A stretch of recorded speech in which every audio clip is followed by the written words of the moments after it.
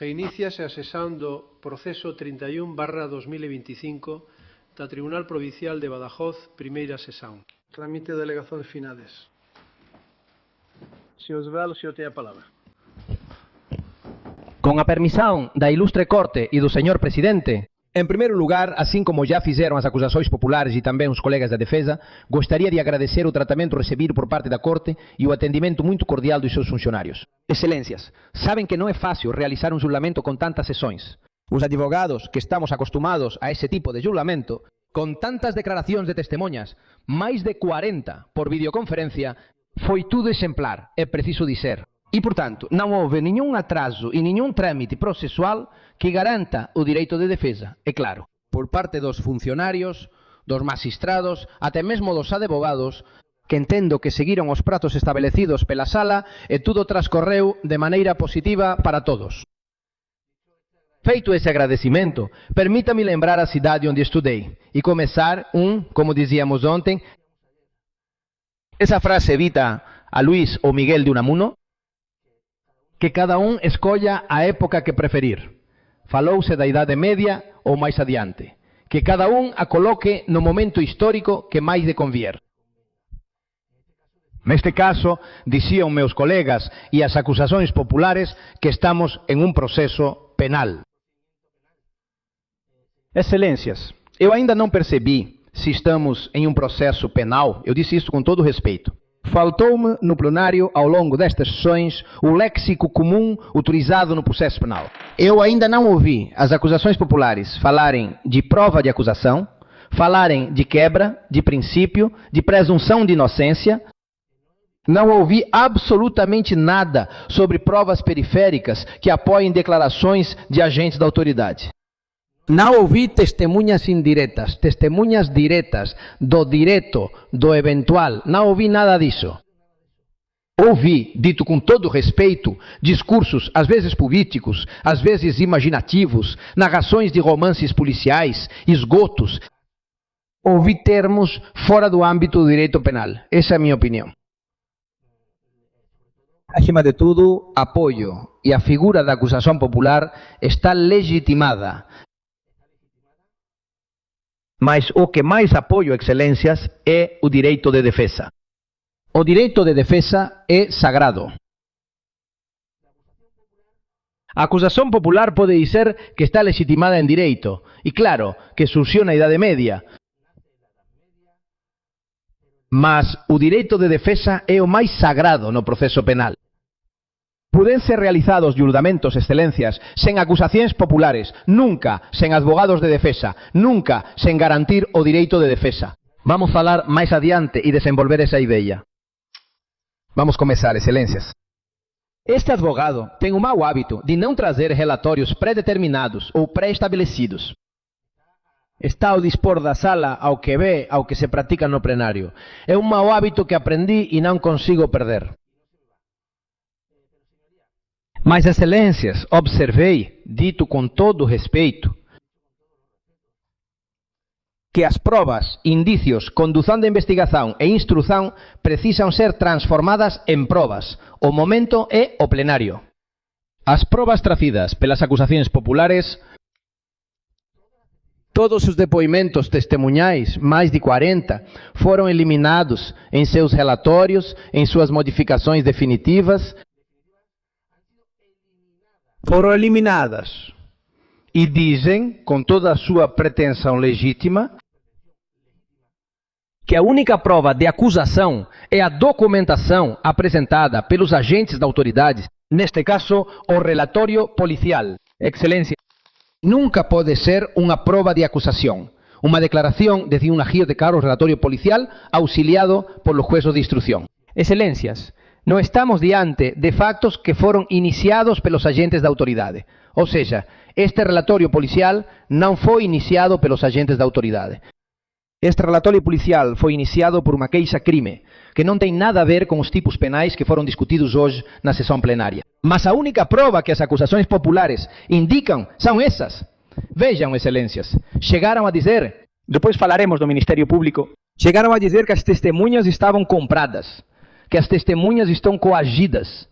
que há esquemas obscuros ajudando as defesas e que estão coagindo as testemunhas. O contexto, ou seja, são suas próprias testemunhas, excelências? Se estão pressionados, coagidos, por que são trazidos ao plenário? São suas próprias testemunhas. O que acontece? Que o depoimento no plenário, que é o que deve valer como prova de acusação, não lhes agrada. Senhores, não deveriam ter trazido testemunhas. Mas ainda, meu querido amigo e companheiro, ilustre colega, Dom Emílio Cortés, disse que até nos obrigavam a trazer testemunhas de defesa. Também se esquece que estamos no processo penal, que é o princípio acusatório. É a acusação popular que tem que provar a culpa, não a defesa, senhores. Existe o princípio da presunção de inocência, que não foi quebrado por nenhuma prova apresentada no plenário. Depois vou me referir individualmente ao meu cliente, mas queria fazer essas considerações gerais. Veja, excelência, aconteceu uma coisa muito grave. Muito grave. Os advogados que estamos acostumados a julgamentos penais sabemos qual é o papel do Ministério Público. Chegou-se a dizer aqui do Ministério Público barbaridades. Barbaridades. Aqui há uma digna, muito digna representação do Ministério Público que não gosta que eu chame de representante do Ministério Público. É promotor, que tem sua opinião jurídica. Essa opinião, assim como também não agrada à acusação popular, assim como as opiniões das testemunhas, foi devidamente questionada. A ponto de dizer barbaridades. O Ministério Público é o garantidor da legalidade. E assim como neste momento, neste procedimento, viu, assim como as defesas, que não existia prova de acusação, porque não existe, excelência, prova de acusação. Por mais que queiram nos empurrar alguma prova de acusação goela abaixo, pois solicitou uma absolvição. E é digno.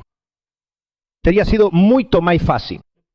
Vamos, eu não me coloco no lugar, perdão, desculpe a expressão, para o Ministério Público apoiar a tese, não sabemos qual, porque há diferentes teses, teria que ter decidido sobre alguma, de qualquer uma das acusações populares. Muito mais fácil. Mesmo assim, defendeu a legalidade e as garantias judiciais. Vai aqui o meu apoio para esta promotora que está na sala. Olha, meritíssimo. Falou-se, por parte das acusações populares, de uma evolução, uma cristalização do direito penal. Eu concordo, estamos de acordo. O processo penal é um ente vivo, já dizia isso aos juízes de instrução. A instrução é um ente vivo. A qualquer momento pode mudar, podem ser apresentadas coisas, até a transformação. Meritíssimo. Pois bem, esse ente, esse desenvolvimento vital que tem a instrução, também serve para mais coisas na vida, excelência. Não só para o procedimento penal. Pois veja, serve, por exemplo, para, como todas as testemunhas disseram, o que acontece é que como não nos serve como prova de acusação, nós descartamos uma evolução natural das atividades da área de cultura. Isso foi realizado e manifestado por todas as testemunhas. Olha, a área de cultura, após a incorporação do senhor David Sanches, sofreu um desenvolvimento em sua atividade.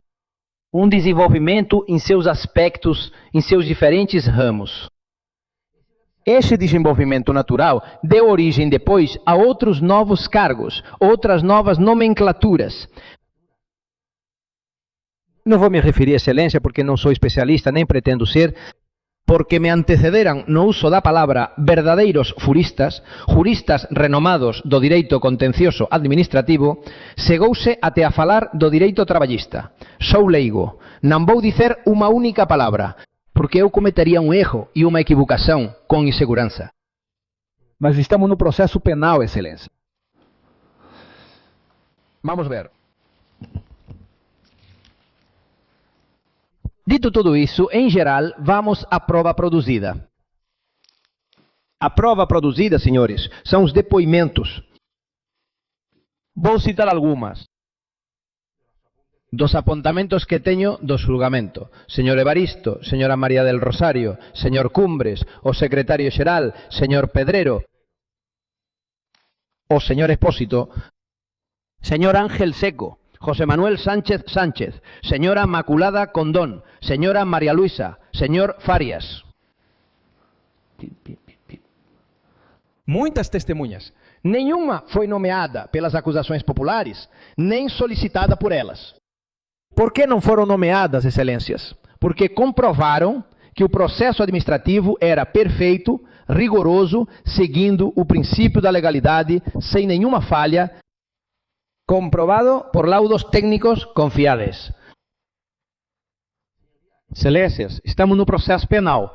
Tivemos que ouvir aqui pergunta de um candidato a um cargo, de como foi sua entrevista, ou como foi sua prova, ou se ele recorreu, ou se ele não sabia. Senhorias, se nada foi contestado. É um procedimento administrativo correto. Eu não tentei e prometo tentar, ao longo de todo este julgamento, que foram sessões e mais sessões, anotar algo para poder dizer aqui. Para defender meu cliente. Mas hoje estou aqui e ainda não sei do que tenho que defender meu cliente. Ele está sendo acusado de influência, tráfico de influência. Mas não sei quem é que influencia ele ou quem ele influencia. Olha, o direito de defesa, como volto a reiterar, é sagrado. Mas quase tão importante quanto o princípio acusatório. Ninguém pode se defender de algo que desconhece. Obrigado. Excelências, excelências, se olharmos para o texto das acusações populares, meu defendido aparece em um parágrafo. Esse parágrafo que eu indiquei aqui, que fosse mostrado a única prova que a acusação popular tem, que é um relatório policial, eles mostraram isso aos agentes de autoridade. E nesse momento, os agentes de autoridade indicaram que contra o senhor Cabezas não foi realizada nenhuma investigação. Que não foram interceptados e-mails dele. Que não havia, nem existia qualquer indício. O único, perguntei a ele, o único que aparecia, o único indício, era um e-mail que o senhor David recebeu. De Luiz Carrero, que depois foi enviado para Ricardo Cabezas. Sem sentido. E eu perguntei: vocês têm conhecimento de alguma comunicação prévia, alguma ligação, relação do senhor Ricardo Cabezas com os envolvidos no boletim de ocorrência? Não. Vocês têm conhecimento sobre a que se referiam o senhor Luiz e o senhor David ao dizerem que precisavam encontrar alguém para assinar um documento? O documento que foi apresentado por este advogado como questão prévia era uma assinatura. Eles estavam procurando uma assinatura para um programa, para um texto de saudação de uma ópera. Ou seja, qual foi a intervenção que ele teve? Agora vamos individualizar mais a conduta do senhor Ricardo Cabezas. Qual foi a intervenção que o senhor teve nesses fatos que o colocaram sentado em um banco dos réus, aparecendo todos os dias na imprensa durante dias e dias? Qual é a intervenção? Bem, o desenvolvimento do artigo 23 da Constitución Española, exercer sua atividade como político. Dar un parecer favorável, preceptivo e obrigatorio vinculado ao seu cargo. Sobre um ato que todas as testemunhas, peritos, defesas e acusações particulares demonstraram aqui que era meramente processual.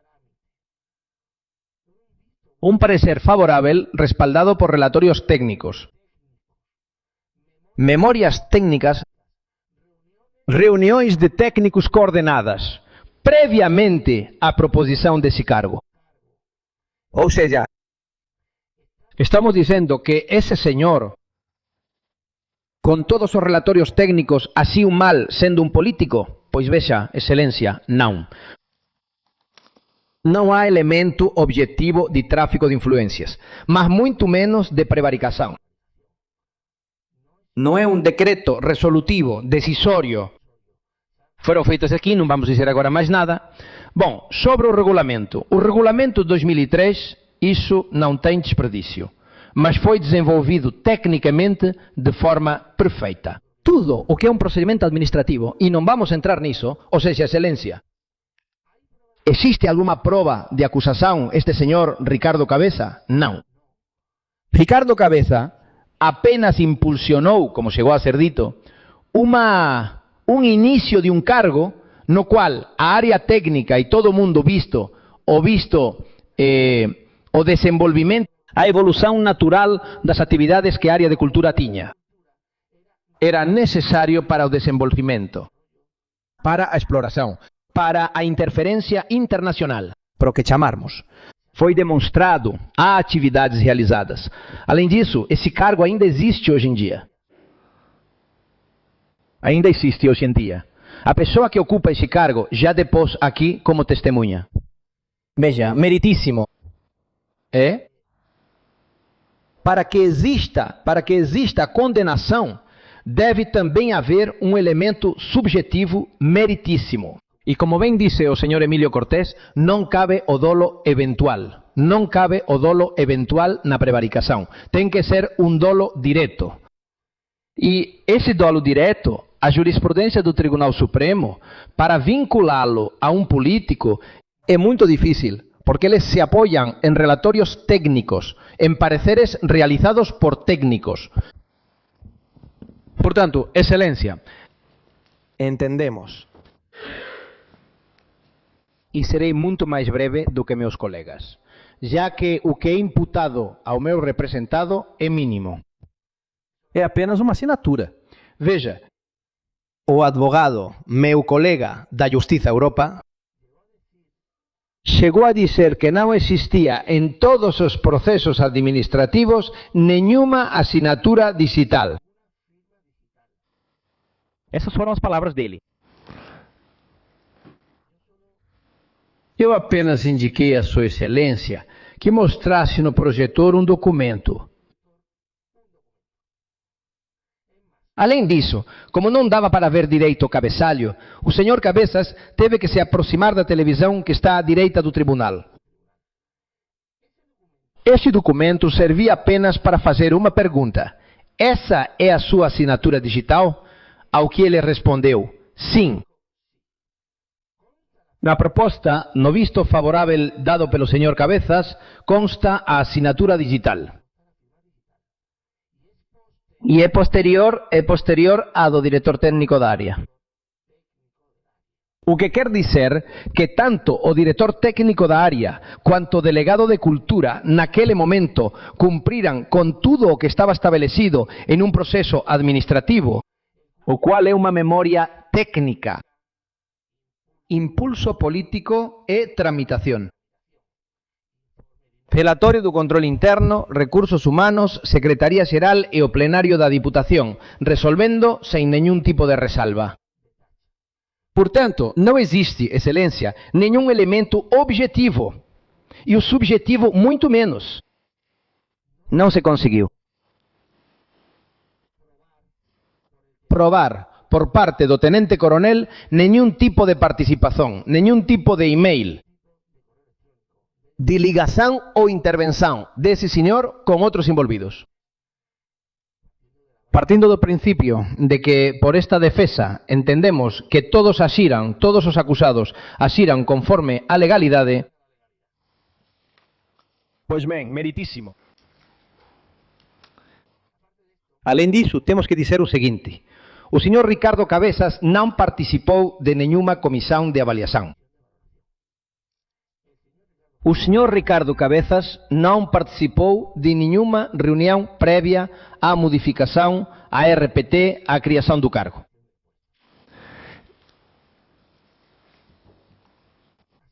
Foi exclusivamente uma assinatura obrigatória. Se esse senhor for condenado, eu me faço uma pergunta. Se esse senhor for condenado, alguém vai querer ser deputado? Porque, claro, se vamos condenar, Excelência, com todo respeito, uma pessoa por fazer o que é obrigado por lei e que é obrigatório no exercício do cargo, Excelência, estamos à beira de descumprir o princípio da legalidade, mas também o princípio da segurança jurídica. Este senhor, tudo o que ele faz é tecnicamente avalizado por profissionais, por funcionários de altíssimo nível jurídico. É que parece, Excelência, que viemos aqui para destruir uma instituição. chegaram a dizer barbaridades sobre o regulamento de 2003. Excelência, como diziam meus colegas, o regulamento não foi tirado do fundo do baú para isso. Ele vem sendo aplicado desde 2003, há 23 anos. Excelência. Dito tudo o que eu disse, entendo que isso basta. Basta para se defender do que está sendo acusado, já que não se pode se defender do que não conhecemos. Não posso me defender de uma influência, porque não sei quem exerce a influência. Não posso mais defender uma prevaricação, porque isso, o ato do meu representado, não é um ato decisório. Então, Excelência, entendemos, e com todo respeito, que estamos diante de um castelo de cartas, que foi desmoronando, foi sendo construído durante a instrução, foi sendo construído na fase intermediária. Mas no julgamento e no plenário, as acusações populares perderam força. Esse castelo de cartas desmoronou, meritíssimo. Não há prova de acusação suficiente, nem mínima, que abale o princípio da presunção de inocência. E por isso, meritíssimo, e respeitando o sagrado direito de defesa, solicitamos uma sentença absolutória com todos os efeitos favoráveis para meu defendido. Não queremos alongar mais a sessão, todos estamos muito cansados e por isso este advogado não vai se estender mais. Muito obrigado. Muito bem.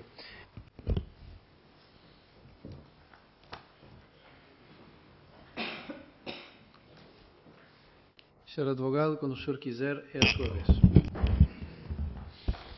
Com a permissão da corte. E aproxime-se ao microfone, sim. E fale alto. Sim, estou sendo ouvido claramente. Obrigado. Bem, com a permissão da corte, em primeiro lugar, começo agradecendo a vossas excelências nesta primeira vez que informo nesta sala pelo comportamento neste julgamento, e em especial pelo gesto que tiveram ontem à noite, quando este advogado já estava bastante cansado. Eu gostaria de centrar minha manifestação fundamentalmente nos fatos.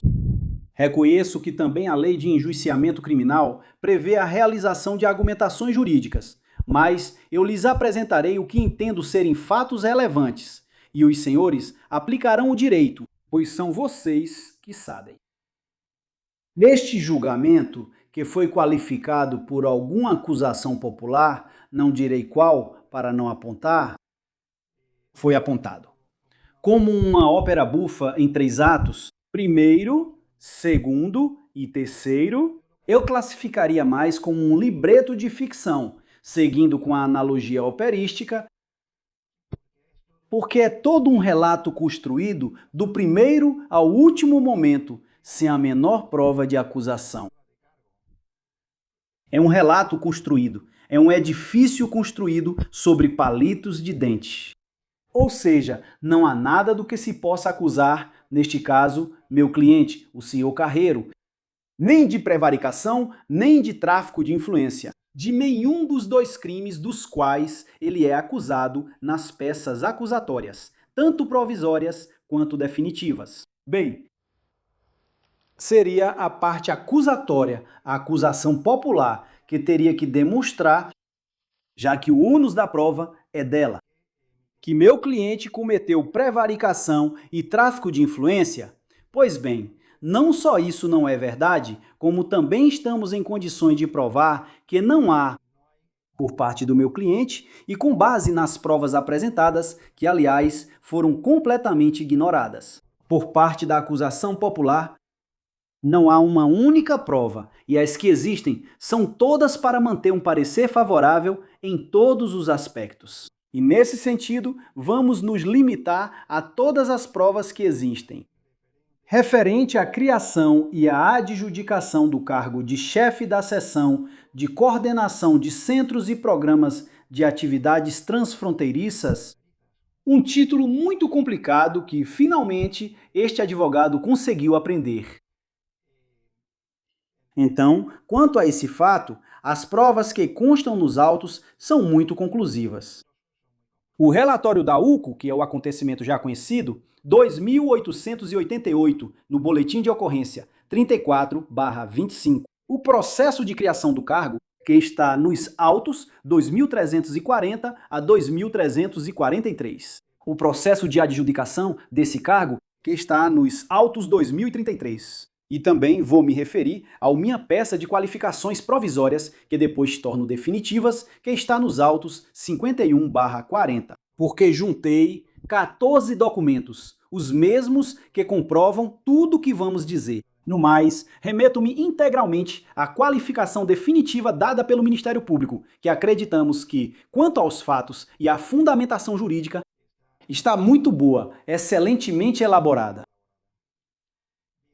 Bem, vamos em primeiro lugar ao caso da criação e atribuição do cargo do meu cliente, senhor Luiz Carreiro. E vamos começar pelo final, pela fase de execução, da qual não se falou aqui. Compareceu como testemunha nesta audiência a funcionária da deputação, Dona Maria Luísa del Vierro Lopes, a qual nenhuma das acusações fez referência. Quem é essa senhora?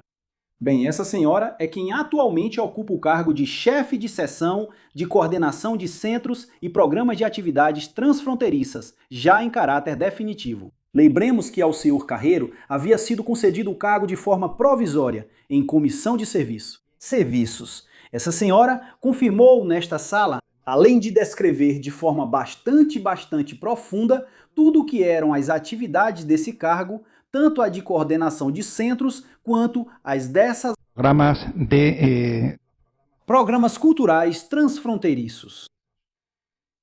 A relação que ele fez, então, é semelhante à que outras testemunhas mencionaram do senhor Carreiro e ele mesmo mencionou. Quanto à coordenação de centros, não esqueçamos que a Diputação tem 9 centros, não apenas 2 conservatórios. E foram citados aqui muitos exemplos concretos que a acusação não mencionou. O Arquivo Provincial, o Serviço Provincial de Bibliotecas, a Residência Universitária Hernán Cortés, o Museu de Belas Artes, o Escritório de Artes Cênicas, a Unidade de Serviço, a Unidade de Serviços Centrais, o Centro de Estudos Extremenhos, etc. Todas essas atividades, é claro, não têm absolutamente nada a ver com o trabalho realizado pelo senhor David Sanches. Lembremos que na narrativa da acusação, o que se diz é que o cargo foi criado para satisfazer os caprichos pessoais do senhor David Sanches. Chegou-se a dizer até mesmo ontem que meu cliente, como um serviçal qualquer, realizava todos os trabalhos do senhor David Sanches. Bem, eu fico surpreso com esse tipo de afirmações tão conclusivas e tão temerárias.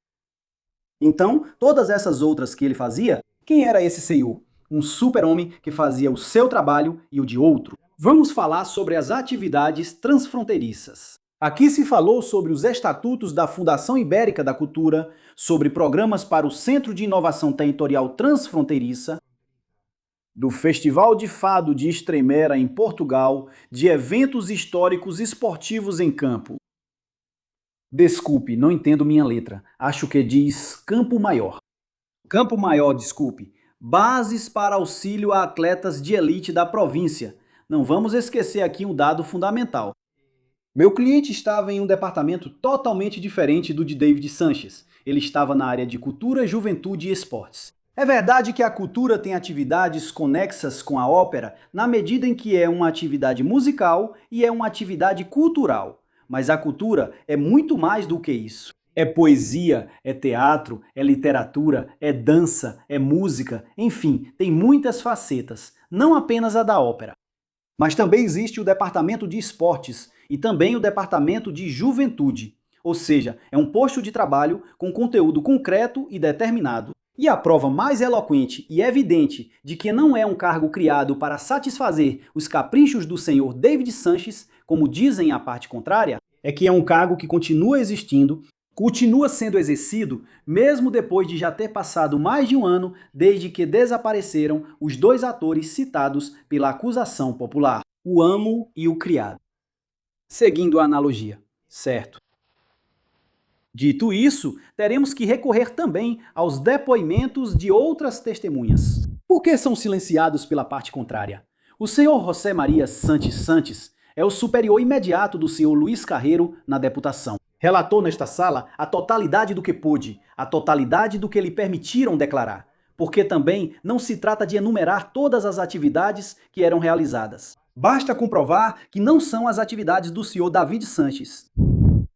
Aliás, o ônus da prova é justamente o contrário. Seria a acusação popular que teria que demonstrar isso. Isso é corroborado por outras testemunhas. Senhor Angel Seco, que viu o senhor Carreiro trabalhando em suas tarefas. Senhor Julián Espósito. Senhor Alejandro Vasques. Senhor Santiago Quadrado. Também o senhor Candalija, acusado, diretor da área de cultura, que mencionou tanto na instrução quanto depois no plenário, que o senhor Carreiro trabalhava e trabalhava bem, e isso também foi dito pelo meu próprio cliente, alegando uma razão que é costumeira. Ele nunca pode realizar as atividades do senhor David porque não é músico, não entende de música. Se o senhor David organiza uma ópera e precisa selecionar 3 senhores, me digam vocês que papel o senhor Carreiro pode desempenhar aí? Ou se precisa escolher um violinista, ou se precisa dirigir alguns ensaios, a que ponto chegamos? Certo. Então, temos a criação e a atribuição do posto de trabalho. Neste ponto, não vou me alongar muito, vou me remeter às alegações do Ministério Público, porque tanto a criação do cargo do senhor Carreiro, como a sua posterior atribuição, do ponto de vista legal, foi impecável. Tanto é assim que a acusação popular recorreu a um subterfúgio, que é alegar aparência de legalidade. Ou seja, que tudo foi feito desse jeito para disfarçar que iam conceder um cargo que já estava previamente determinado e estabelecido quem iria ocupar. É verdade que essa é a única saída possível que eles têm para defender sua posição. Mas eles não têm nenhuma prova disso. Recorrer ao expediente de se está certo é essa aparência de legalidade e se está errado é prova claríssima de que houve prevaricação, como depois disseram com a comissão de serviço. Ora, não se pode jogar com um argumento e o seu contrário. Isso é como um antigo jogo de cara ou coroa. Se der cara, eu ganho. Se der coroa, você perde. Não pode ser assim. Ou seja, ou é plenamente legal, ou se foram cometidas infrações, então não é plenamente legal. Fala-se da comissão de serviços como um exemplo claramente prevaricador. A comissão de serviços é uma figura que está amplamente difundida no ordenamento administrativo. É plenamente legal quando cumpre os requisitos de necessidade e urgência. Como está comprovado que foram cumpridos no procedimento administrativo, aqui intervieram muitos técnicos da deputação, e eles afirmaram que o ato administrativo inicial foi o aprovado pelo plenário. Aliás, o plenário do qual também participava o Partido Popular e nunca se opôs. Mas, além disso, todos os demais atos de desenvolvimento foram fiscalizados pelo órgão de controle interno, pelos técnicos envolvidos. Ninguém jamais fez qualquer ressalva. Por que esse ato é taxado de prevaricador? Supostamente porque se afirma que foi criado para o senhor Carreiro, porque ele era um protegido do senhor David. Bem, se isso é dito, tem que ser provado. Porque fica muito bem, principalmente diante da imprensa e do mundo político, dizer que esse é o típico protegido que vem de Madrid porque foi criado um cargo para ele. Bem, isso é uma lenda. Vamos ver, para começar, em relação às necessidades. Meu cliente não tinha nenhuma necessidade de trabalhar aqui na Diputação Provincial em Badajoz. Ele é funcionário de carreira da Escola Oficial de Idiomas, isso está comprovado e anexado na nossa defesa, que ocupa cargo efetivo, pode trabalhar sem nenhum problema em Mérida. De fato, desde junho do ano passado ele faz isso. Ou seja, neste momento ele está trabalhando na Diputação e foram apresentadas folhas de pagamento que ele recebe em Mérida. Portanto, em relação à necessidade, ele não tem nenhuma. Se o que se critica é que isso foi feito para aliviar o trabalho do David, entre aspas, ele poderia fazer como supostamente fazia antes, ou seja, enviando e-mails de correção das suas atividades, como fazia antes de entrar na Diputação nos anos de 2022 e 2023. Depois, vamos fazer referência a esses e-mails que aparecem no relatório da UCO. Portanto, ele não tem nenhuma necessidade. Além disso, se olharmos do ponto de vista econômico, meu cliente trabalhava naquela época em serviços especiais para a Moncloa. Ele tinha uma remuneração muito superior que também foi apresentada em nossa defesa. Ou seja, ele passou de ganhar mais para receber consideravelmente menos. Portanto, não há nenhum motivo econômico. Isso não é um cargo que tenha sido criado para satisfazer os caprichos de Luís. E também não para os de Davi, porque o senhor Luís jamais trabalhou para Davi. Salvo alguns pontos relacionados na ópera jovem, mas em áreas totalmente distintas, porque o senhor Davi os fez no campo exclusivamente musical e o senhor Luís Carré o fez no plano puramente organizacional. Segundo, o cargo foi criado expressamente para o senhor Luís. Essa acusação não se sustenta de forma alguma. Quais eram os critérios para a ocupação desse cargo? Que fosse funcionário. Além disso, ampliou-se o leque para funcionários da deputação, da Junta da Extremadura ou até mesmo da administração estatal.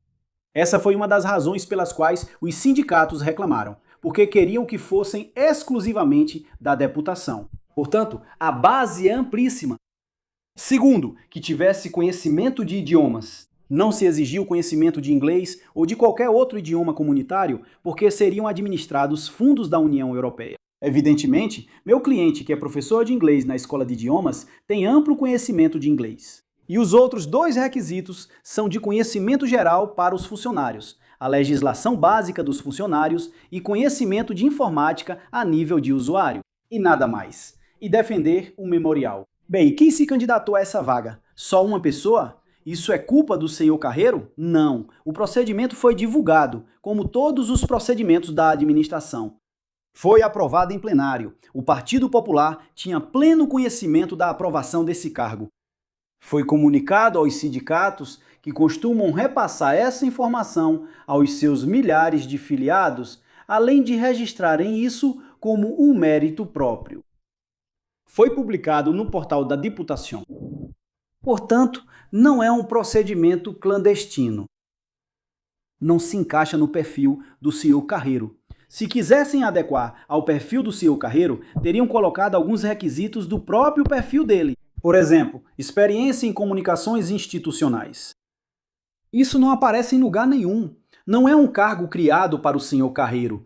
E o senhor Carreiro não tem nenhuma necessidade desse cargo. Na verdade, no final, cansado do tsunami político e midiático de todo esse processo, cansado, apresentou sua demissão em junho do ano passado e foi para seu cargo de professor em Mérida. Porque no final, aconteceu que ele, que tinha certo interesse nas atividades culturais transfronteiriças, assim como declarou no juízo de instrução, tinha suas ideias de montar um espetáculo parecido com a barraca ou apresentações desse tipo. Pois no final viu que se meteu em uma enrascada. E por que ele tem que aguentar isso? Ele não tem nada a ver com o mundo político. O único pecado dele, entre aspas, é ser amigo do irmão dele há muitíssimos anos, muito antes de Pedro Sanches entrar na política. Ora, até onde vamos chegar? Só porque alguém tem um amigo que é irmão de um político, já estaria envolvido numa situação da qual não participou nem teve culpa. Certo. Vamos continuar.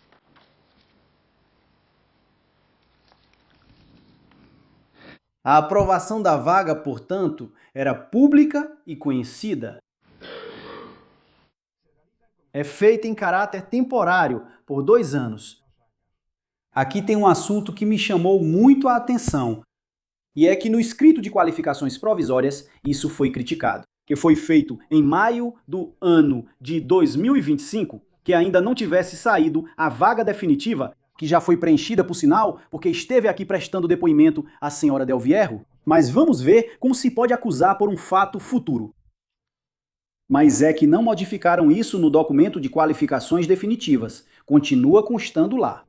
Isso me lembra o argumento de algum filme, Minority Report, se não me engano, em que as pessoas eram presas antes de cometerem um crime.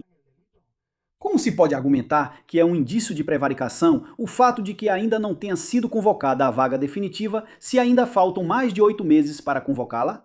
E de fato, ela já foi convocada. É um concurso público, qualquer um poderia participar. Dom Luiz disse isso com toda clareza. Ele se inscreveu porque foi avisado pelo senhor David. Por que o senhor David ficou sabendo? Bem, porque isso já era conhecido na deputação quando Davi contou para ele, e como os dois explicaram, em setembro a vaga já estava aprovada. Portanto, quando o e-mail de outubro é enviado, já se sabe que a vaga foi aberta. Depois, vamos falar mais sobre esse e-mail. Mas é verdade que isso é público, notório e conhecido. Dom Luiz cumpre todos os requisitos legais e o cargo também. Isso foi afirmado claramente pelo senhor Cumbres aqui em seu depoimento. As funções. As funções do cargo estão claramente determinadas na terceira base do concurso. São até 13 as funções gerais e 12 as funções específicas. Não vou enumerá-las, estão por escrito no documento número 1 da nossa defesa. Os requisitos para os candidatos acabei de mencionar. Certo? Também foi dito ontem outra coisa, falsa, e isso foi dito, acho que pela acusação popular do PP, que a senhora Del Vierro, as duas pessoas da comissão de avaliação, senhor José Maria Sanches e senhora Imaculada Cordon, referia-se mais especificamente à senhora Imaculada, tinham mentido porque o e-mail era enviado pelo governo da Moncloa. O e-mail que Luiz Carreiro apresentou para comparecer no concurso aparece como documento número 6 em nossa peça de qualificação. E fica claro que foi enviado do seu e-mail pessoal, nunca do governo da Moncloa. Portanto, essa informação fornecida à sala está equivocada. Essa não foi a única informação equivocada que foi fornecida. Sobre a comissão de serviços. É um dado factual. E, além disso, a própria juíza de instrução reconhece em sua decisão que é um modo normal de provimento na administração. Esta parte apresentou como documento número 6, e é verdade que é um documento de elaboração própria, um resumo extraído do site da Junta de Extremadura, não da Diputação, onde aparecem, digo da Junta de Extremadura. Porque atualmente é governada pelo Vox e pelo Partido Popular, que fazem parte desta acusação popular. Bom, então, 70% dos cargos estão ocupados por meio de comissões de serviço. E a comissão de serviço é uma forma habitual de provimento na administração. E se houver discordância porque não se verificam, circunstâncias de necessidade ou de urgência, existe a via contencioso-administrativa para impugná-la. E devo acrescentar que neste processo penal que foi exacerbado até limites inimagináveis, o grande derrotado é o direito administrativo. Porque o direito administrativo regula as ações da administração e estabelece o meio de impugnação. Nem toda ação administrativa pode ser enquadrada no direito penal, apenas diante dos limites mais intoleráveis. Vamos falar sobre a prevaricação. A prevaricação neste caso, e de acordo com o despacho de transformação, ocorreria porque foi criado um cargo com uma pessoa em mente. Agora, a pergunta é: quem criou o cargo e qual é a pessoa em quem se pensou? Isso jamais nos foi dito pela acusação popular. Foi criado para o senhor David? Não, ele não ocupou esse cargo. Foi criado para o senhor Luiz? Já dissemos antes que não, que responde a bases objetivas e que para o senhor Luiz não era necessário. Foi criado para que o senhor Luiz realize as atividades do senhor David? Também não. Isso não é verdade. Não há nenhuma prova disso. Portanto, dificilmente pode ser um ato de prevaricação quando, além disso, cumpre todos os requisitos legais para que primeiro seja criada a vaga e depois seja atribuída. Quanto ao suposto crime de tráfico de influência, esse sim é um caso bastante misterioso para esta parte. Quem influenciou quem? Quem é o influente e quem é o influenciado? Não nos foi dito. E isso é necessário para saber se há tráfico de influência, porque é preciso ver se há uma situação de prevalência. Se a pressão exercida pode configurar crime, ou seja, se tem ou não tem intensidade. Este advogado, que não conhece nenhum das testemunhas, porque nunca esteve aqui em Badajoz e foram numerosas, realizou alguns interrogatórios que certamente chamaram a atenção da sala. Porque todos os advogados sabem que quando as coisas lhes são favoráveis, o melhor é perguntar o mínimo possível.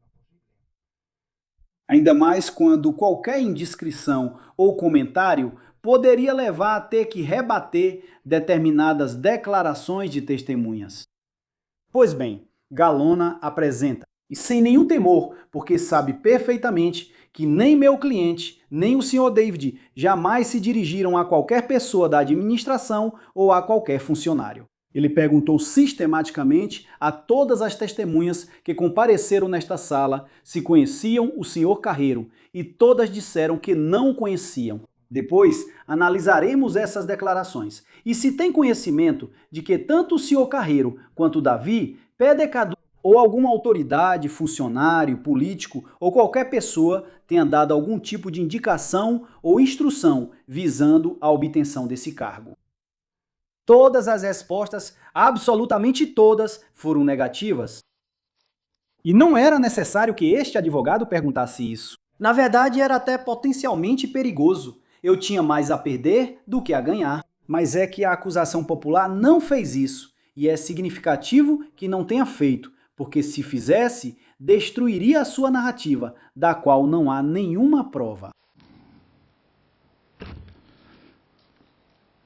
Vamos continuar. Quanto à obtenção de um hipotético benefício no crime de tráfico de influência, que benefício o senhor Carreiro obtém? Nenhum. Na Moncloa, ele ganha muito mais. Na Diputação, ele ganha exatamente o mesmo, porque tem o mesmo nível administrativo que na Escola Oficial de Idiomas. Os contra-cheques foram anexados à nossa petição de qualificação. Na Moncloa, ele tem nível 30. Na Diputação, ou agora na Escola Oficial de Idiomas, ele tem nível 24. Qual é o bem jurídico protegido? Qual é o bem jurídico protegido nesses crimes contra a administração pública? Bem, que não se prejudique a objetividade e a imparcialidade da administração. Nada disso foi prejudicado pela escolha do senhor Carreiro para o desempenho do cargo. Ele tem plena capacidade, como funcionário que é, para realizar todas as tarefas que foram mencionadas. Portanto, se não há benefício econômico e não há pressão moral de ninguém contra ninguém, porque aqui estamos lutando contra um fantasma, excelências, não sabemos quem pressionou quem. Imitando um pouco a paródia de Gila, aqui alguém assassinou alguém em algum momento. Por favor, sejam precisos. Digam-nos quem pressionou quem. Certo? Vamos agora aos e-mails. Aqui remetemos integralmente ao parecer da UCO, que foi descrito nesta sala, e começamos pelo mais polêmico que foi citado e que, logicamente, requer explicação. Não é um e-mail, é uma cadeia de e-mails. Isso é importante ressaltar, porque os e-mails não são documentos notariais nem sentenças judiciais. Em uma cadeia de e-mails, há uma linguagem coloquial e, além disso, é preciso distinguir qual é o assunto principal do e-mail, que neste caso era uma nota para a ópera, La Paz Perpétua do que são. Declarações digamos, conexas ou obter dicta, como se diria no ordenamento, nas sentenças, ou seja, declarações que não têm nada a ver com o assunto do e-mail que está sendo tratado. Aqui está uma troca de e-mails que vem do Sr. David, que pede um favor ao Sr. Luiz para a realização do programa La Paz Perpétua. E de repente, em 30 de outubro de 2023, o Sr. Dave diz ao Sr. Luiz que quando você se juntar, ele tentará acompanhá-lo, etc, etc. Bem, aqui foi interpretado quando você se juntar como se ele já tivesse a vaga atribuída. E é verdade. Ou seja, o Sr. Davi tinha entendido isso do Sr. Luiz, mas ele já explicou isso aqui, o Sr. David. Porque o Sr. Luiz tinha dito a ele que a vaga já estava. E é verdade que a vaga estava. Ou seja, em setembro, no final de setembro, já tinha sido aprovada na Assembleia. Por isso estava. Mas o procedimento de atribuição da vaga ainda não tinha sido aprovado. Seria aprovado depois, em novembro. Com isso, a correção que o Sr. Luiz faz ao Sr. Davi tem total fundamento e, além disso, está correta do ponto de vista dos fatos reais que aconteceram. O que o Sr. Luiz responde ao Sr. David? Vamos ler na íntegra, porque a parte contrária sempre tem o costume de ler apenas o que o David diz primeiro e o que o Sr. Luiz responde primeiro, mas não o e-mail completo, que é o que deve ser avaliado por Vossas Excelências. Certo. O que o Sr. David diz é que, quando você assumir, eu vou te acompanhar. O que o Sr. Luiz diz, respondendo a esse ponto específico, da incorporação não tenho nem notícia nem calendário. A última coisa que o Crandalígias me disse sobre isso foi só interrogações. Ao longo de novembro, vá fazendo seus planos, porque temo que isso vai demorar. Na Moncloa, eu já dei a notícia, mas como a data mudou e não posso dar outra, não sei muito bem como a situação vai evoluir. E logo em seguida, Dom Carreiro, o senhor Carreiro, diz apressado: te deixo porque as monclovitas estão atacando. Esse último ponto é importante, porque o senhor Carreiro estava trabalhando. Naquele momento, eram 11 e pouco da manhã, e ele estava no trabalho que tinha que fazer para a Moncloa. Estavam atacando as monclovitas, em linguagem simples. Portanto, não se pode presumir que ele tenha tomado muito cuidado em sua resposta. Atenção a esses dados, porque aqui querem tirar conclusões apodíticas do que é pura e simplesmente um comentário ao comentário do seu amigo. Se o comentário estiver errado, a resposta pode ser condicionada justamente por esse comentário equivocado. Mas o importante neste e-mail é que se a vaga já estivesse atribuída, não se entenderia muito bem o final da frase. Não sei muito bem como tudo isso vai evoluir, mas é que tem mais. Esses atos. É preciso levar em conta as circunstâncias anteriores, contemporâneas e posteriores. Se observarmos o relatório da UCO, quando diz não sei muito bem como tudo isso vai evoluir. No relatório da UCO, no auto policial do acontecimento de 1888, nas folhas 31 e 32, está muito bem explicado qual é a situação. O senhor Luiz manifesta sua incerteza, que é real e evidente. E por que é real e evidente? Pois, porque no mesmo mês de novembro, no mês em que o senhor Luiz é exonerado da Moncloa, é público e notório que em novembro do ano de 2023 ainda não havia governo. O governo assumiu justamente nessa data. O senhor Luiz é exonerado do seu cargo, assim como são exoneradas todas as nomeações em comissão de serviços especiais. Mas em seguida o governo obtém a nomeação e o senhor Luiz volta a ser contratado. Vamos ver se o senhor Luiz tem garantida sua entrada na deputação provincial para que, ao mesmo tempo, é contratado na Moncloa. Se é contratado na Moncloa, é porque não sabe se vai ser contratado na deputação, não sabe como isso vai terminar, só isso. Isso reflete de forma não muito precisa, mas está claro que corresponde à realidade dos fatos.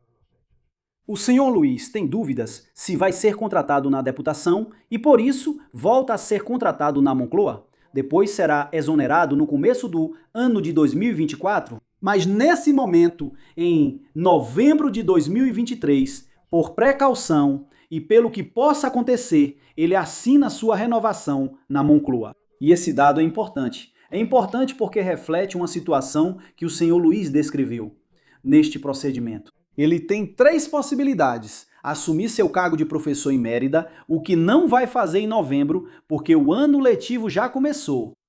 O cargo da deputação, que ele não sabe se vai ser dele, e o cargo da Moncloa. As preferências dele, o cargo da deputação para o qual ele se candidatou e conseguiu, mas é uma preferência, ele não tem certeza se vai entrar mesmo na deputação.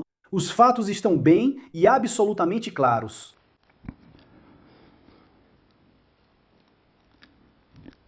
Por outro lado, trata-se de uma resposta espontânea, sem nuances, não pensada, ou seja, se houvesse tráfico de influência, o normal seria que senhor David tivesse dito isso quando o cargo fosse aberto e você assumisse. Mas não diz isso, diz quando você se incorpora, com o que já se supõe que já concederam isso. E Dom Luiz, se houvesse tráfico de influência, imaginemos que seja o seu amigo Davi quem usa essas influências. O lógico seria que ele tivesse dito: olha, isso aqui não está andando, vê se você consegue dar uma força para mim, porque eu agora não sei o que vai ser de mim. Na Moncloa já descobriram tudo, claro, na Moncloa tem que dizer se vai ou não vai. Mas por via das dúvidas e pelo que possa acontecer, ele assina com a Moncloa. Bem, quanto aos e-mails, a UCO analisou vários e-mails.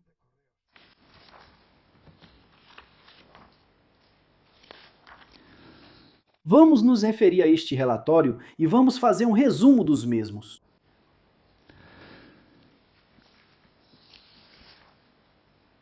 Bem, aqui é preciso dizer o seguinte.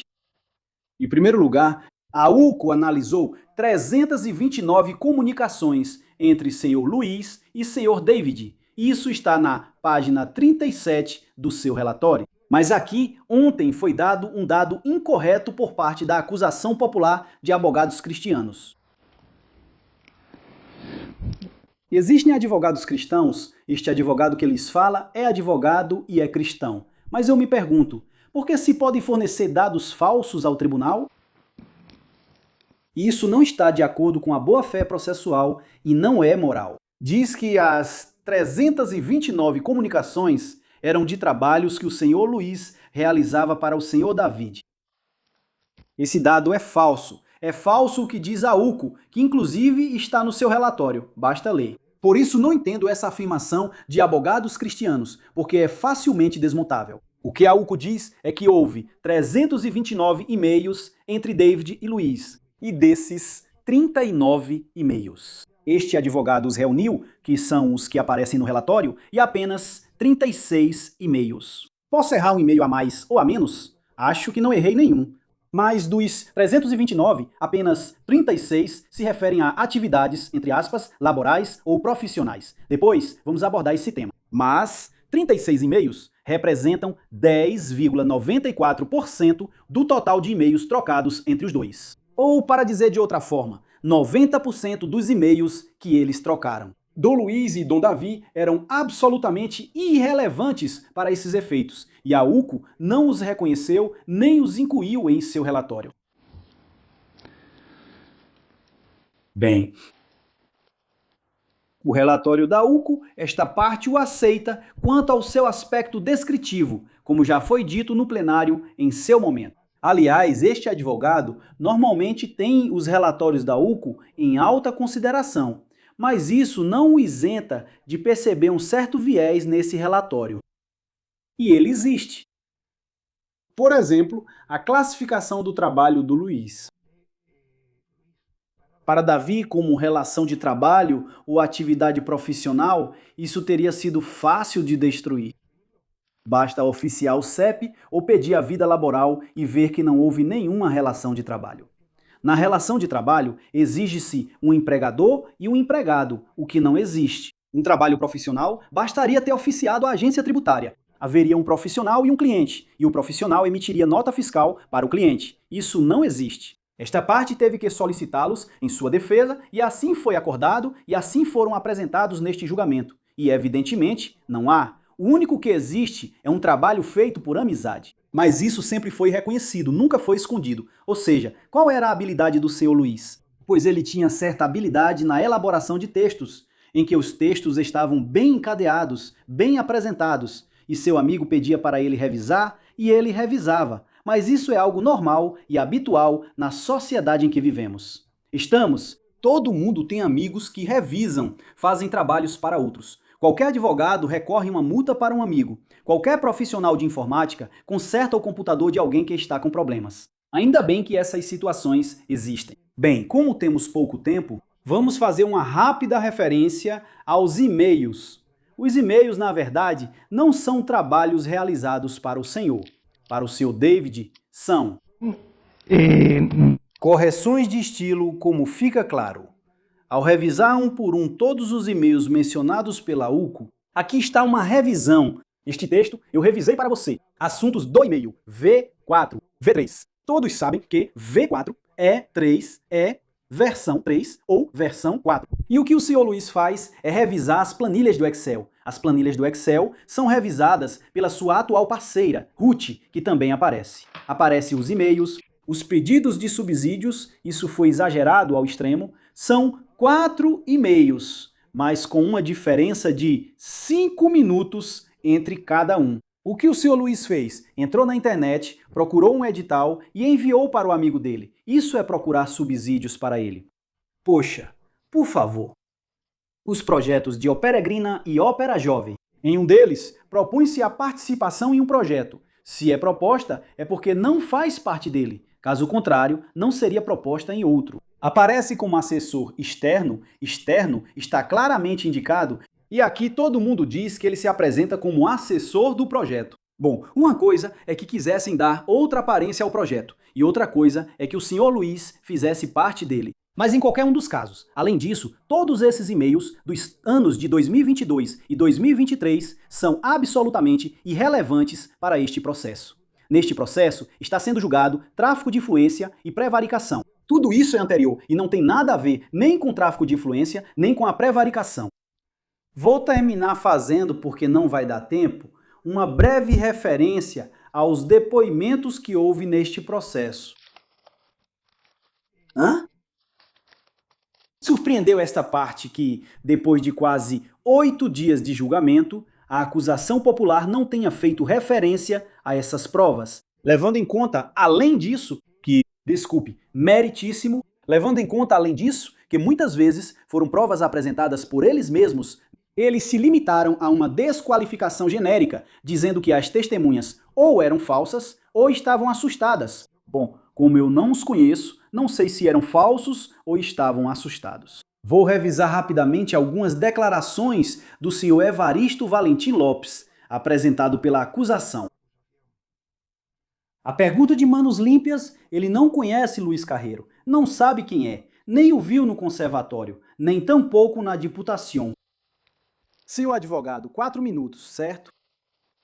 Maria do Rosário Maioral não conhece o trabalho de Luiz Carreiro Lopes no conservatório. As perguntas do ASTEUI, Yolanda Sanches disse que não teve nenhuma relação com Luiz Carreiro, nem sabia se ele existia.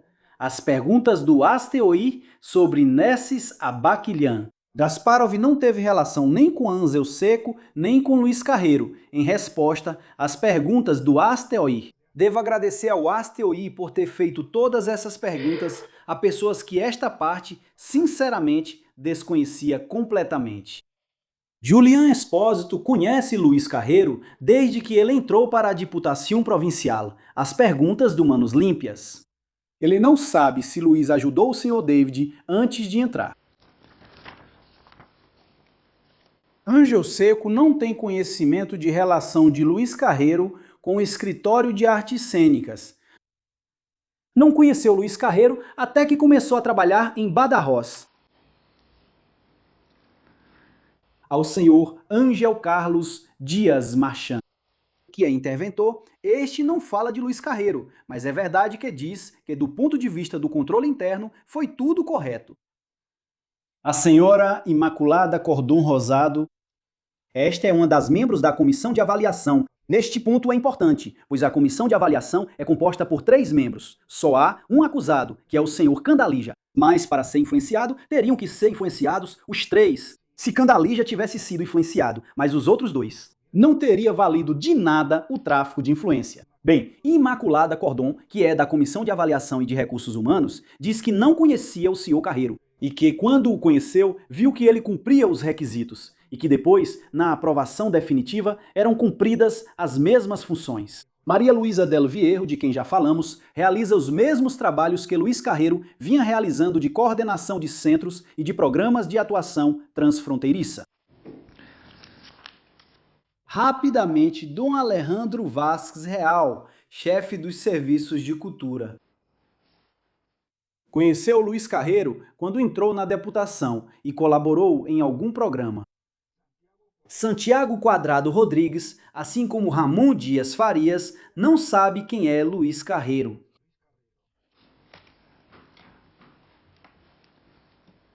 Juan Francisco Duran Munhoz, secretário que assinou a nomeação do senhor Carreiro. Não conhece Luiz Carreiro, mas garantiu que o processo de nomeação dele está de acordo com a legalidade e não constatou nenhuma irregularidade. Bem, como eu disse, não há ninguém na deputação que fale de tráfico de influência, nem de recomendação, nem de sugestões, nem de nada.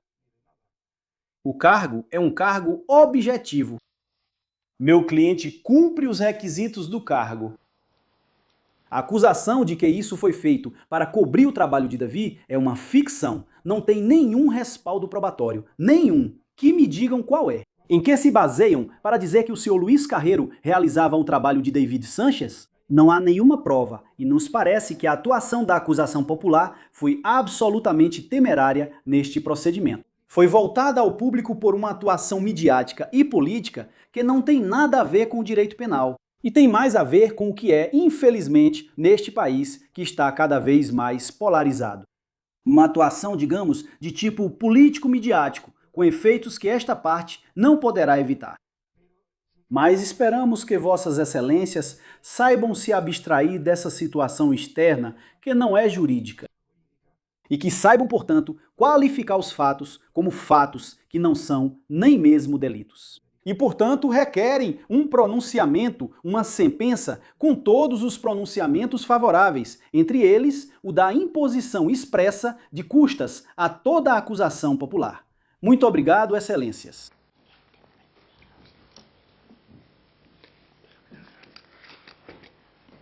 Muito bem. 45 minutos e 36 segundos. Direito.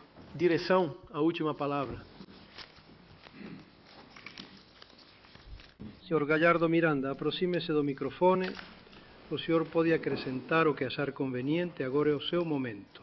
Perdão, o senhor pode acrescentar o que achar conveniente. Sim, simplesmente, Excelência, para reiterar minha inocência e também a das pessoas que estão no banco dos réus. E que a única culpa que elas têm é não terem as mesmas ideias que a acusação popular.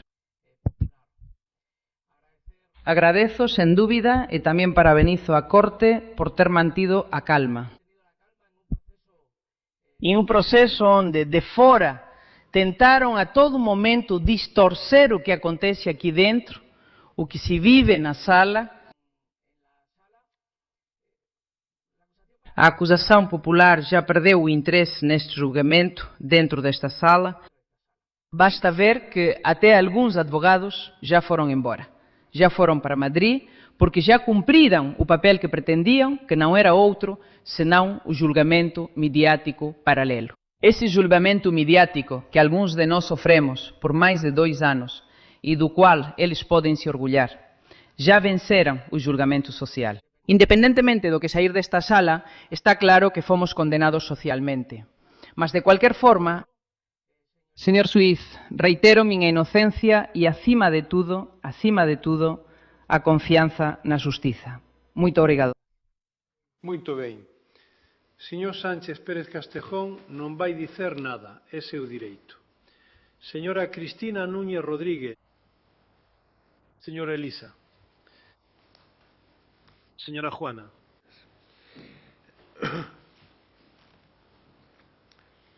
Señor Francisco Martos Ortiz, non teño dúbidas, mas por favor, fique de pé se quixera acrescentar algo. Non, mas pelo microfone. Pode acrescentar o que quiser ou não, ou como o senhor preferir.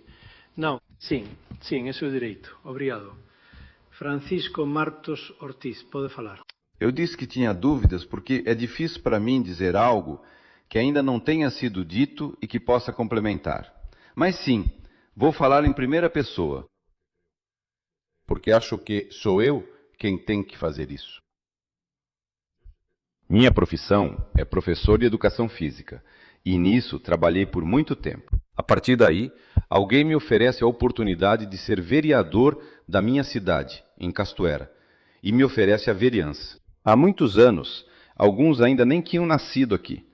A oportunidade de fazer cultura e praticar esportes, e foi a isso que dediquei minha vida toda. No ano que vem, quando chegar maio de 2027, completo 24 anos como prefeito, 24 anos como prefeito da minha cidade.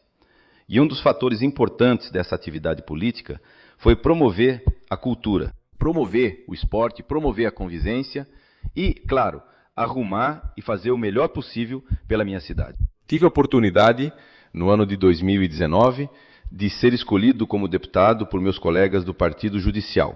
A oportunidade e a experiência de alguns anos magníficos, onde, com recursos infinitamente superiores aos da minha prefeitura, eu podia promover a cultura, que nada mais é do que facilitar a criação cultural e proporcionar o acesso à cultura ao maior número de pessoas possível.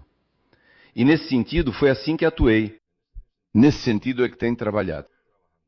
Hoje me vejo aqui, já faz 7 ou 8 dias que estou sendo submetido a um escrutínio que, sinceramente, ainda não consigo entender completamente. Não consigo entender isso em momento algum. Mas quero dizer uma coisa, durante todo esse tempo do meu exercício político, jamais fui a uma comissão sem saber para que estava indo. Jamais fui a uma sessão plenária sem saber o que ia ser votado. E jamais tive qualquer objeção, nem da secretaria, nem da controladoria, na minha atividade municipal, nem na minha atividade na deputação provincial. Por isso quero fazer, neste caso, um exercício de felicitação, porque entendo que todos os técnicos e as técnicas que estão aqui, e eu vi isso na deputação, fizeram um trabalho extraordinário e continuam fazendo. Só quero destacar uma coisa. Uma das questões nesse tema da ópera que mais me deu satisfação foi pensar que estávamos entrando em contato com um centro de formação profissional de Badajoz, que tinha a atividade de corte e costura. Para que pudessem fazer o design, os trajes e trabalhar em uma atividade que depois vai ser a profissão deles. E para mim parecia importante conectar essas duas coisas.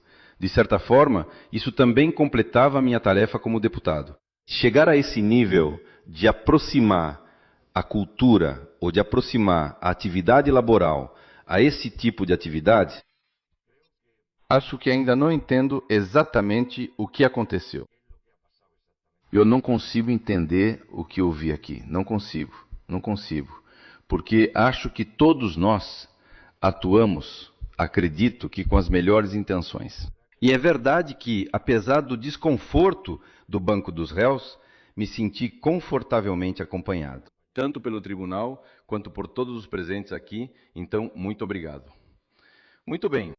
Senhor Candaliza, Manuel Candaliza Valle, se gostaria de dizer algo? Então aproxime-se. Bom. Então, boa tarde a todos e a todas. Muito obrigado, tribunal, por me dar a oportunidade de me expresar. Bueno, vou un pouco na liña das intervenções anteriores que houve. Eu me senti muita vontade nesta sala, na verdade. Parabenizo a sala porque me senti confortado e nos foi dada a oportunidade de nos defendermos correctamente. Di dúas posturas totalmente opostas. Unha acusación que evidentemente farse o papel de acusación e que na miña opinión non ten dados confiables e objetivos para facela, e unha defensa que acredito que fez moito ben o seu traballo. Tudo iso se misturou, na miña opinión, con un asedio mediático durante 2 anos que se intensificou neses últimos días. Aquí fora, eu tive que aguentar, como onte, cando eu chegaba en casa, a miña mãe coitada me ligaba e dicía que eu tiña falado certas coisas que eu non tiña dito. E isso porque algum advogado da acusação chegou a dizer até que eu tinha visto os relatórios das pessoas cuja avaliação eu fui acompanhar quando se apresentou o Sr. David. Coisa que é falsa, coisa que é falsa, coisa que já foi dito que é falsa, coisa que as atas comproban e coisa que eu não sei, não entendo como um advogado da acusação pode chegar a fazer esse tipo de afirmação. No mais, agradeço, como já disse, a oportunidade que nos foi dada de defesa por parte da área da deputação e quero fazer uma defesa rápida de apenas meio minuto. Acredito que en todo momento se tentou cumprir un papel pedagóxico e universalizar a cultura, levala e democratizala. Estamos falando dunha área que, cando chegamos en 2015, ya realizaba unha actividade fundamental, por onde pasaron grandes persoas por esa área, como Paco Fuentes, ou seja, Paco Muñoz, Javier Boda, persoas que consolidaron e fixeron unha base sólida do que era a área de cultura. Esa área de cultura fuise transformando con o tempo e xerou dois grandes planos. Por un lado, o plano de dinamización cultural e por outro, o grande plano de dinamización esportiva. Geramos máis de 70 actividades, máis de 70 proxectos anuais, cerca de 60 voltados para a cultura e o restante para o esporte. Se han realizadas máis de 2.800 intervenciones no territorio. Todos os municipios da provincia, todas mesmo, desde as menores até as maiores, ten no mínimo entre 8 e 10 intervenciones anuales. E todos estamos agradecidos. E ali há persoas de todas as correntes políticas, Partido Popular, Partido Socialista, independentes, etc, etc. Nós temos as avaliações están publicadas no site de vocês e lá dá para ver como. Há unha grande valorización por parte das prefeituras, das persoas que receben esas actividades culturais, esportivas e juvenis e das empresas que traballan conosco. É verdade que muchas delas foran prexudicadas nos últimos años por causa da presión da media exercida pela acusación. Simplemente defender o traballo da área de cultura. Eu acredito que a área de cultura debe continuar funcionando, estexamos nós lá ou non, mas debe continuar funcionando. Acredito que é un traballo fundamental en unha sociedade moderna como a nosa e acredito que alén deso. Foi feito un bon traballo, non posso defender outra coisa alén de afirmar que o que foi feito conforme a lei e sempre pensando no benestar da populación da provincia de Badajoz, nada máis. Espero que tome a decisão correta na sentença final, porque isso evidentemente pode me prejudicar ou me beneficiar. E nada máis, eu quero agradecer por terem me permitido falar, muito obrigado. Séntese, señora. Señora Emilia Parejo. A señora quer acrescentar algo? Non, obrigado. Señor Félix González Márquez. Sin, aproxímese, por favor.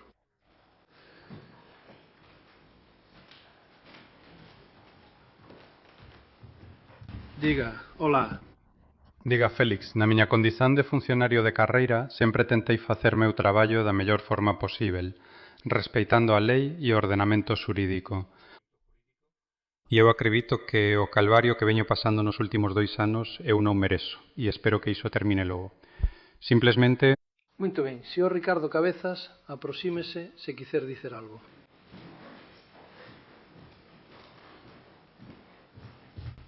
Diga, bon día. As salas, simplemente moito ben para agradecer o traballo das excelencias na presidencia, probablemente, por teren conducido tan ben este proceso. Agradezo tamén o tratamento das funcionarias, dos traballadores, dos tribunais, porque a verdade é que nos sentimos bastante a vontade en unha situación nada fácil para quen se senta pela primeira vez no Banco dos Reus. Como acusados, agradecemos, claro, o traballo da defensa e tamén da acusación popular, porque, ben, é o traballo deles. E para finalizar, complementando algunhas das intervenções que pudemos ouvir aquí nestas últimas palabras, dicer a voces que o traballo da Diputación de Badajoz é unha referencia a nivel nacional, que sen as deputazois moitos dos municipios da nosa provincia terían que fechar. E por último, nestes últimos meses recebemos premios, inclusive, e recoñecimentos en nivel nacional. Dunha entidade como o Observatorio da Cultura, en nivel contemporáneo, na cual recebemos diferentes premios pelos circuitos culturais que desenvolvemos en nosa provincia. E é niso que vamos continuarnos empeñando e nos dedicando.